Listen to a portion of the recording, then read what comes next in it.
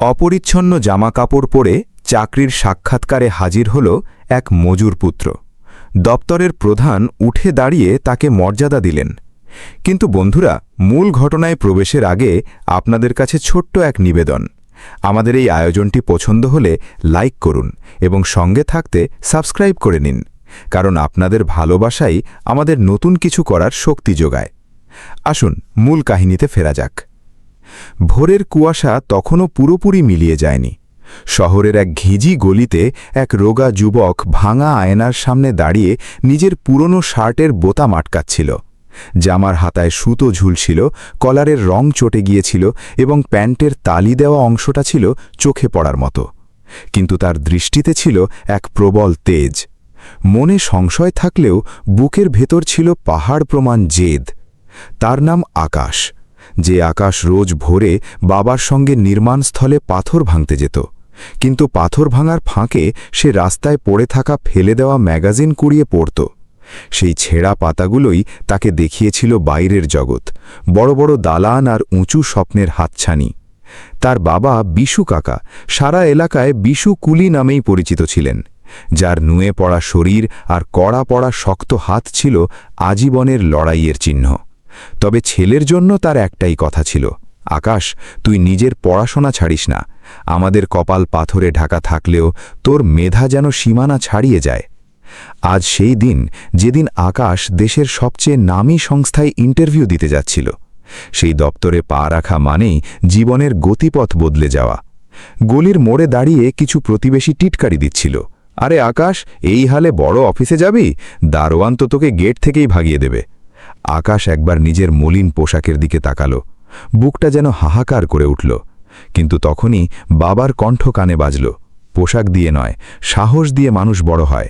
সে আর পেছনে না তাকিয়ে গটগট করে এগিয়ে চলল। সদর দরজায় বাবা জরাজীর্ণ এক সাইকেল নিয়ে দাঁড়িয়েছিলেন, যার চেন বারবার পড়ে যেত। তিনি ছেলের দিকে অপলক তাকিয়ে রইলেন। বাবা, নতুন জামা তো কিনতে পারিনি, কিন্তু তুই মন ছোট করিস না, তিনি খুব নিচু স্বরে বললেন। আকাশ ঝুঁকে বাবার আশীর্বাদ নিল। বাবা, আজ আপনার ঘামের দাম ফেরাতে যাচ্ছি। সাইকেলে চেপে দুজনে গন্তব্যে পৌঁছাল। পথে ধুলো উড়ছিল, লোকে বাঁকা নজরে তাকাচ্ছিল, আর আকাশের হৃৎপিণ্ড যেন থামতে চাইছিল না। বাসে ওঠার সময় সে পকেট হাতড়ে দেখল একটি সাধারণ পেন, কিছু কাগজ আর প্রয়াত মায়ের একটি ছবি। মা কয়েক বছর আগেই বিনা চিকিৎসায় চলে গেছেন।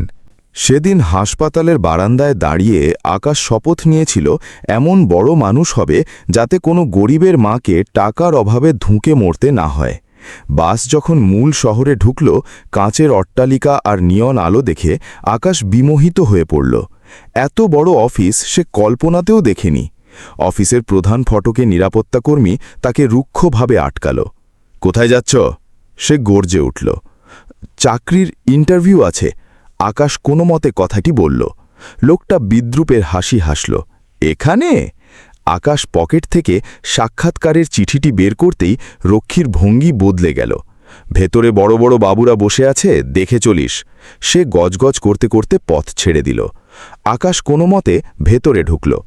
অভ্যন্তরীণ চত্বরটি ছিল মার্বেল পাথরে মোড়ানো। সেখানে অপেক্ষারত অন্য প্রার্থীদের পরনে ছিল দামি স্যুট, চোখে মুখে ছিল আভিজাত্যের ছাপ। কেউ স্মার্টলি ইংরেজিতে কথা বলছিল, কেউ দামি ফোনের স্ক্রিনে ব্যস্ত। আকাশ এক কোণে জড়সড় হয়ে বসল। তার মলিন শার্ট আর পুরনো চটি সবার আলোচনার বিষয় হয়ে উঠল।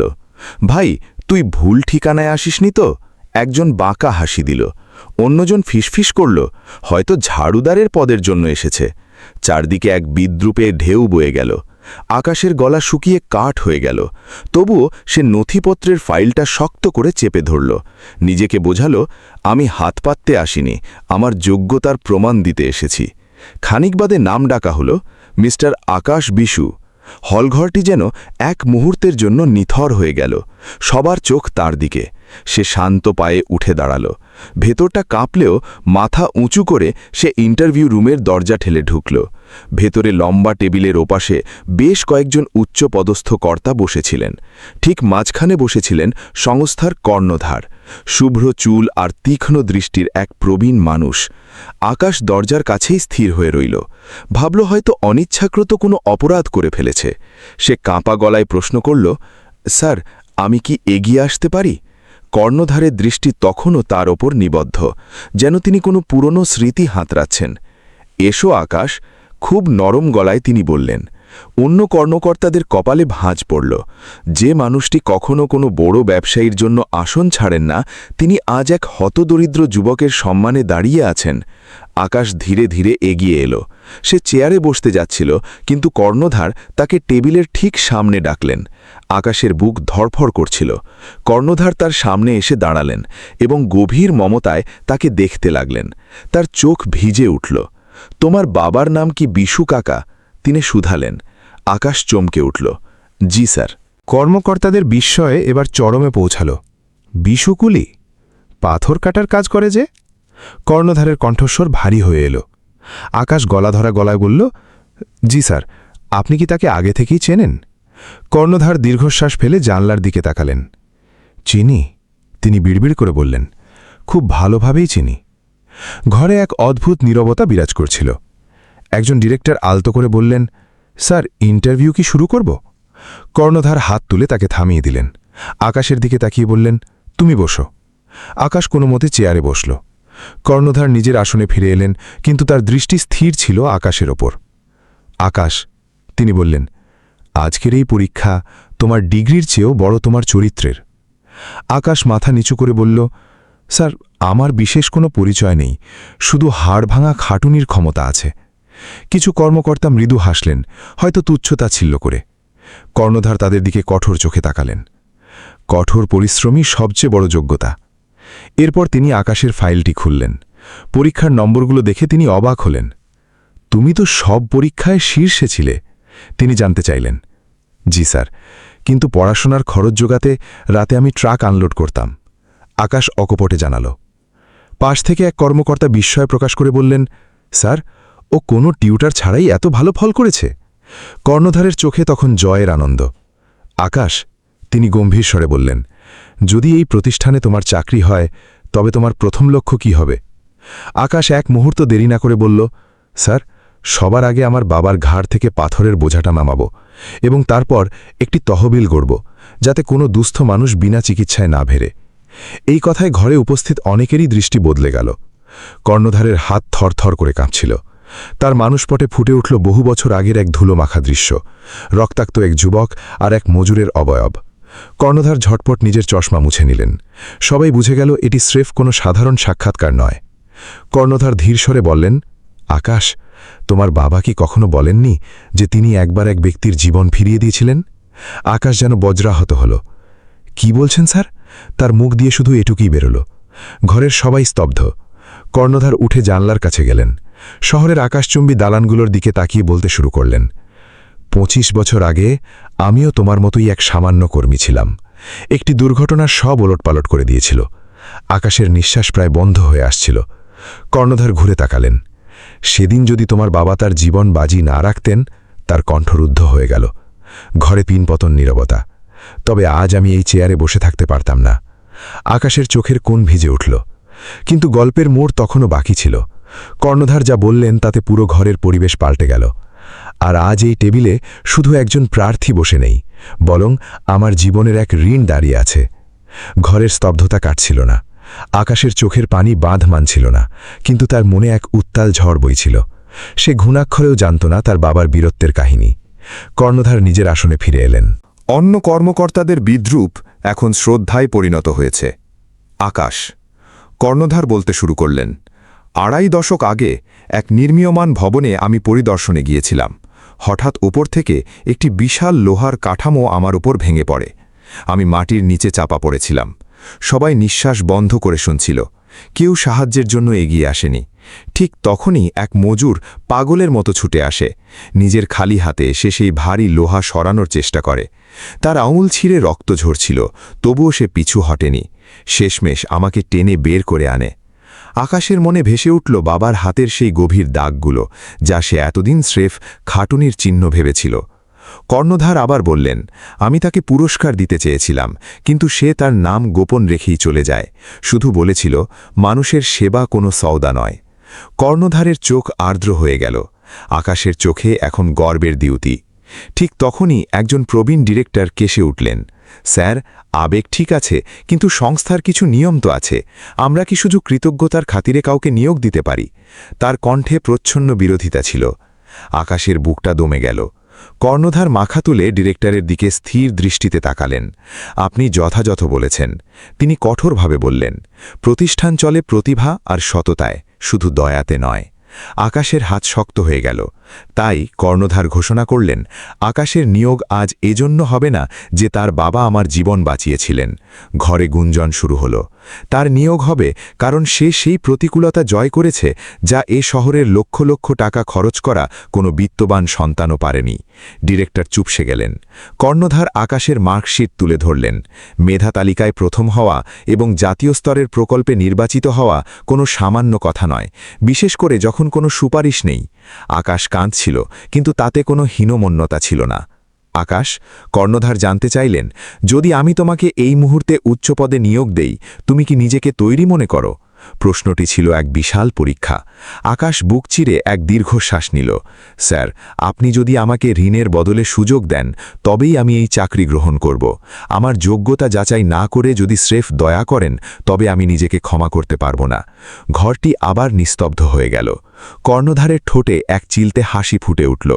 তাহলে তুমি কি চাও? তিনি জানতে চাইলেন। আকাশ বিনীতভাবে বলল, স্যার, আর সবার মতো আমারও পূর্ণাঙ্গ ইন্টারভিউ হোক। আমি যোগ্য হলে থাকব, নয়তো আরও পরিশ্রম করব। এই উত্তরে সবার মনে আকাশের জন্য সম্মান দ্বিগুণ হয়ে গেল। কর্ণধার টেবিলে মৃদু চাপড় দিলেন। চমৎকার, আজ থেকে এই ইন্টারভিউ হবে আরও কঠিন। তিনি কর্মকর্তাদের বললেন, প্রশ্ন করুন ওকে। এখন শুরু হলো আসল লড়াই। কিন্তু আকাশ জানত না, ভেতরে যোগ্যতার পরীক্ষা হলেও বাইরে চক্রান্তের জাল বোনা হচ্ছিল। ঠিক সেই সময় করিডোরে দাঁড়িয়ে এক যুবক ফোনে বলছিল, বাবা, ওই ছোকরা যেন কোনোভাবেই চাকরি না পায়। ও এলে আমার প্রমোশন আটকে যাবে। ওই যুবকের নাম ছিল বিক্রম, সেই ডিরেক্টরের ছেলে যে একটু আগে নিয়মের কথা তুলছিল। ভেতরে যখন মেধার লড়াই চলছিল, বাইরে তখন ষড়যন্ত্র দানা বাঁধছিল। ইন্টারভিউ রুমের আবহাওয়া এখন পেশাদার। কর্ণধার ইশারা করতেই সেই ডিরেক্টর প্রশ্ন শুরু করলেন, যার ছেলে বাইরে ষড়যন্ত্র করছিল। আকাশ, তিনি কঠোরভাবে বললেন, ধরো কোম্পানির বিশাল লোকসান হচ্ছে এবং তুমি ম্যানেজার। সবার আগে কি করবে? আকাশ শান্ত মাথায় জবাব দিল, স্যার, আমি প্রথমে অপ্রয়োজনীয় বিলাসিতা বন্ধ করব, কিন্তু সবার আগে কর্মী ছাঁটাই করব না, কারণ একজন শ্রমিকের কাজ মানে তার পরিবারের উনুন। ঘরে মৃদু শোরগোল হল। ডিরেক্টর পাল্টা প্রশ্ন করলেন, যদি শ্রমিকদের গাফিলতিতেই লোকসান হয়? আকাশের চোখে আত্মপ্রত্যয়, স্যার, লোকসান কখনো শ্রমিকের দোষে হয় না, হয় ভুল পরিচালনার জন্য। মজুর সেটাই করে যা তাকে করতে বলা হয়। ডিরেক্টরের চেহারায় রাগ ফুটে উঠল। তুমি বলতে চাও ম্যানেজমেন্ট অযোগ্য? আকাশ নম্রভাবে বলল, আমি বলতে চাই স্যার, সঠিক নির্দেশ পেলে সাধারণ শ্রমিকও অসাধারণ হতে পারে। কর্ণধার মনে মনে খুশি হলেন। একের পর এক কারিগরি প্রশ্ন করা হলো। ফাইন্যান্স থেকে মার্কেটিং। আকাশ প্রতিটি বল বাউন্ডারির বাইরে পাঠালো। প্রায় 1 ঘন্টা পর শেষ প্রশ্নটি করলেন স্বয়ং কর্ণধার, যদি আজ তোমায় ফিরিয়ে দেওয়া হয়? আকাশ 1 সেকেন্ড ভেবে বলল, তবে আমি আগামীকাল আবার নতুন উদ্যমে শুরু করব, কারণ পরাজয় স্বীকার করা কোনো লড়াকুর রক্তে নেই। কর্ণধার মুগ্ধ হলেন। ঠিক তখনই এক সহকারী এসে ডিরেক্টরের কানে কিছু বললেন। ডিরেক্টরের মুখে পৈশাচিক হাসি ফুটে উঠল। তিনি বললেন, স্যার, একটি সমস্যা আছে। আকাশের জমা দেওয়া নথিপত্রে জালিয়াতির গন্ধ পাওয়া গেছে। আকাশ আতকে উঠল। কি বলছেন স্যার? ডিরেক্টর একটি কাগজ দেখিয়ে বললেন, তোমার অভিজ্ঞতার সনদের তারিখের গরমিল আছে। ঘরের পরিবেশ হিম শীতল হয়ে গেল। আকাশ অনুনয় করল, স্যার, এগুলো সব সত্যি, আমি নিজের হাতে। কিন্তু ডিরেক্টর তাকে থামিয়ে দিলেন। নিয়ম অনুযায়ী ভুল তথ্য দিলে তৎক্ষণাৎ অযোগ্য ঘোষণা করা হয়। আকাশের চোখের সামনে অন্ধকার নেমে এলো। তার সব কষ্ট কি এক মিথ্যে অভিযোগে ধুলোয় মিশে যাবে? কর্ণধার চুপ করে ভাবছিলেন। কয়েক সেকেন্ড পর তিনি মাথা তুলে বললেন, আকাশ, তুমি কি সত্য বলছ? আকাশ সরাসরি তার চোখের দিকে তাকিয়ে বলল, স্যার, আমি দারিদ্র্যের মধ্যে বড় হয়েছি, কিন্তু সততা বিসর্জন দিইনি। যদি ভুল প্রমাণিত হয়, আমি নিজের পায়ে চলে যাব, কিন্তু আমি জালিয়াতি করিনি। কর্ণধার তক্ষুনি আদেশ দিলেন, আইটি টিমকে ডাকুন, এক্ষুনি লাইভ ভেরিফিকেশন হবে। ডিরেক্টরের মুখ ফ্যাকাশে হয়ে গেল। করিডোরে দাঁড়ানো বিক্রম বুঝতে পারল পরিস্থিতি হাতের বাইরে চলে যাচ্ছে। আগামী কয়েক মিনিটেই পুরো সত্য উন্মোচিত হতে যাচ্ছিল। বোর্ডরুমে তখন টানটান উত্তেজনা। স্ক্রিনে সরাসরি লাইভ স্ট্রিমিং শুরু হলো। কর্ণধার বজ্র গম্ভীর কণ্ঠে বললেন, যাচাই শুরু করো। আকাশ মনে মনে ভগবানের নাম নিচ্ছিল। আইটি প্রধান প্রথমে আকাশের কলেজের ডেটাবেস খুললেন, ভিডিও কলে রেজিস্ট্রার যুক্ত হলেন এবং পরিষ্কার জানালেন যে আকাশ তাদের কলেজের গর্ব এবং সব নথি বৈধ। ডিরেক্টরের কপালে ঘাম জমতে শুরু করল। এরপর সেই প্রজেক্ট সার্টিফিকেটের সত্যতা যাচাই করা হলো জাতীয় দপ্তর থেকে। সেখান থেকেও সবুজ সংকেত এলো। ঘরে এক অস্বস্তিকর নীরবতা। কর্ণধার ধীর স্বরে আইটি প্রধানকে জিজ্ঞেস করলেন, তবে গড়মিলটা হলো কোথায়? আইটি প্রধান ল্যাপটপের দিকে তাকিয়ে বললেন, স্যার, কিছুক্ষণ আগে সিস্টেম থেকে ফাইলটি এডিট করা হয়েছিল। যে আইডি থেকে এটি করা হয়েছে তা বিক্রম মেহরার। পুরো ঘরে যেন বাজ পড়ল। বিক্রম নামটি শুনেই আকাশ স্তব্ধ হয়ে গেল। দরজার ওপাশে দাঁড়িয়ে থাকা বিক্রমের পায়ের নিচ থেকে মাটি সরে গেল। কর্ণধারের চোখে তখন আগ্নেয়গিরি। বিক্রমকে ভেতরে ডাকো। বিক্রম ভেতরে আসতেই কর্ণধার সরাসরি প্রশ্ন করলেন, তুমি আকাশের ফাইল বিকৃত করেছ? বিক্রম তোতলাতে লাগল, স্যার, আমি তো শুধু। কড়া স্বরে গর্জে উঠলেন কর্ণধার, সত্য সামনে এসে গেছে বিক্রম। যে কোম্পানিতে সততা নেই সেখানে আমার এক মুহূর্ত থাকা সাজে না। তিনি বিক্রমকে তৎক্ষণাৎ বহিষ্কার করার নির্দেশ দিলেন। ডিরেক্টর অনুনয় করতে গেলে কর্ণধার তাকে থামিয়ে দিয়ে বললেন, আপনি কি ভুলে গেছেন আকাশ কার ছেলে? ও সেই মানুষের সন্তান যে আমাকে বড় লোক নয়, বড় মনের মানুষ হতে শিখিয়েছে। আকাশের চোখ দিয়ে আনন্দের অশ্রু গড়িয়ে পড়ল। কর্ণধার তার দিকে ঘুরে বললেন, আকাশ, আজ তোমার মেধা আর চরিত্র দুটোই জয়ী হয়েছে। এইচআর প্রধানকে তিনি বললেন অফার লেটার তৈরি করতে। কিন্তু এরপর তিনি যা বললেন তাতে সবাই চমকে গেল। না, শুধু সাধারণ নিয়োগ নয়, আজ থেকে আকাশ বিশু এই প্রতিষ্ঠানের স্পেশাল প্রজেক্ট ডিরেক্টর হিসেবে দায়িত্ব নেবে। ওর প্রথম কাজ হবে শ্রমিকদের জীবনমান উন্নয়নের জন্য নতুন পলিসি তৈরি করা। আকাশ হতভম্ব। যাকে গেট থেকে তাড়িয়ে দেওয়ার ভয় ছিল, সে আজ শ্রমিকদের ত্রাতা হিসেবে আসন পেল। কিন্তু চমক তখনও বাকি। কর্ণধার বললেন, আকাশ, আজ সন্ধ্যায় আমি তোমার কুড়ে ঘরে গিয়ে তোমার বাবার পা ছুঁতে চাই। আকাশের মনে হল এ যেন এক স্বপ্ন। সন্ধ্যার আলো তখন ফিকে হয়ে আসছে। সেই ধুলোমাখা গলিতে হঠাৎ এক বিশাল দামি গাড়ি এসে থামল। এলাকাবাসী অবাক হয়ে ভিড় জমাল। গাড়ি থেকে স্যুট পরে নামলেন সেই কর্ণধার। আকাশ আগে থেকেই দরজায় দাঁড়িয়েছিল। স্যার, এই আমাদের ঘর, সে মৃদু স্বরে বলল। জরাজীর্ণ ছাদ আর মাটির দেওয়াল দেখে কর্ণধারের চোখ আর্দ্র হল। ভেতরে বিশু কাকা পাথর ভাঙার কাজ থেকে ফিরে ধুলো মাখামাখি হয়ে বসেছিলেন। তিনি ঘাবড়ে গিয়ে বললেন, আকাশ, কোনো বিপদ হয়নি তোরে? কর্ণধার এগিয়ে গিয়ে বিশু কাকার হাত দুটি ধরলেন, যে হাতে 25 বছরের পুরনো ক্ষতের দাগ ছিল। বিশু কাকা, আপনি কি আমায় চিনতে পারছেন? বিশু কাকা ফ্যাল ফ্যাল করে তাকিয়ে রইলেন। হঠাৎ তার মনে পড়ে গেল সেই 25 বছর আগের কথা। আপনি সেই যুবক? তার কণ্ঠ কেঁপে উঠল। কর্ণধার নিচু হয়ে বিশু কাকার পা ছুঁয়ে প্রণাম করলেন। পুরো গলি নিথর হয়ে গেল। কর্ণধার বললেন, সেদিন আপনি আমার জীবন বাঁচিয়েছিলেন, আর আজ আপনার ছেলে আমাদের কোম্পানির মুখ উজ্জ্বল করেছে। বিশু কাকার চোখে জল এসে গেল। সাহেব, ওটা তো আমার ধর্ম ছিল। আপনি এত বড় মানুষ হয়ে আমাদের ঘরে কেন এসেছেন? কর্ণধার বললেন, মানুষ পদের জন্য নয়, কর্মের জন্য বড় হয়। আজ আকাশ শুধু আমার অফিসার নয়, সে হাজার হাজার মজুরের আশা। তিনি একটি ফাইল বের করে বললেন, আজ থেকে আপনার জন্য একটি বিশেষ কল্যাণ তহবিল শুরু হল, বিশু কুলি শ্রমিক সহায়তা ফান্ড, যার দেখাশোনা করবে আকাশ। আকাশ তার বাবাকে জড়িয়ে ধরল। বাবা, আপনার কষ্ট বৃথা যায়নি। যে প্রতিবেশীরা সকালে বিদ্রুপ করেছিল তারা এখন মাথা নিচু করে দাঁড়িয়ে আছে। কর্ণধার যাওয়ার আগে আকাশের কাঁধে হাত রেখে বললেন, কাল থেকে আসল লড়াই শুরু, অনেক বাধা আসবে, তৈরি থেকো।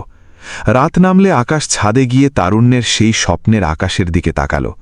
সে জানত চাকরি পাওয়া মানেই সব শেষ নয়, তাকে সেই ব্যবস্থা বদলাতে হবে যেখানে শ্রমিকদের কণ্ঠ রোধ করা হয়।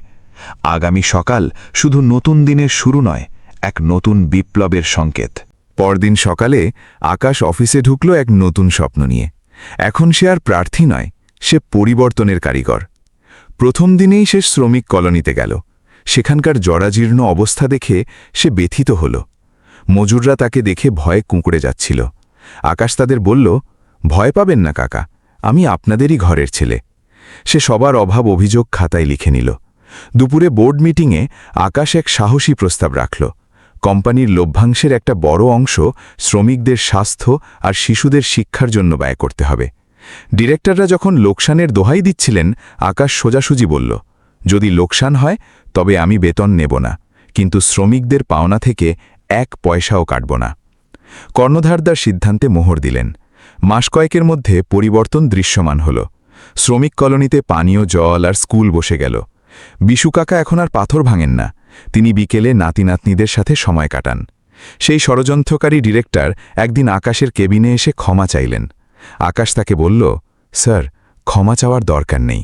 প্রতিটি বাবা সন্তানের মঙ্গল চায়, শুধু পথটা সবার এক হয় না। ধীরে ধীরে আকাশের এই নতুন মডেল সারা দেশে সুনাম কুড়ল। সংবাদপত্রের শিরোনাম হল, মজুরের ছেলের হাত ধরে বদলে গেল কর্পোরেট দুনিয়া। এক সন্ধ্যায় আকাশ তার পুরনো গলিতে দাঁড়িয়ে ভাবছিল সেই ছেঁড়া শার্টের কথা। আজ সেই মানুষগুলোই তাদের সন্তানদের বলছে, বড় হলে আকাশের মতো হও। সংস্থার বার্ষিক অনুষ্ঠানে কর্ণধার মঞ্চে দাঁড়িয়ে বললেন, সেদিন আমি এক ছেঁড়া পোশাকের যুবককে দেখে দাঁড়িয়ে পড়েছিলাম। লোকে ভেবেছিল আমি ঋণ শোধ করছি, কিন্তু আসলে আমি সংগ্রামকে কুর্নিশ জানাচ্ছিলাম। আকাশ যখন মাইক ধরল, তখন পুরো হলঘর নিস্তব্ধ। আমি একজন শ্রমিকের ছেলে, এবং এটাই আমার সবচেয়ে বড় অলংকার। জেদ থাকলে দারিদ্র্য কখনো বাধার প্রাচীর হতে পারে না। এই গল্প প্রতিটি সেই আকাশের জন্য যে আজও প্রতিকূলতার বিরুদ্ধে লড়ছে। মনে রাখবেন, পোশাক মলিন হতে পারে, কিন্তু স্বপ্ন যেন সবসময় ধবধবে সাদা থাকে। যেদিন সমাজ শ্রমিকের মেধার কদর করতে শিখবে, সেদিন নতুন এক ভোরের উদয় হবে। এই কাহিনী যদি আপনার মনকে নাড়া দিয়ে থাকে, তবে মনে রাখবেন, সাফল্যের কোনো শর্টকাট নেই, কঠোর পরিশ্রমই একমাত্র চাবিকাঠি।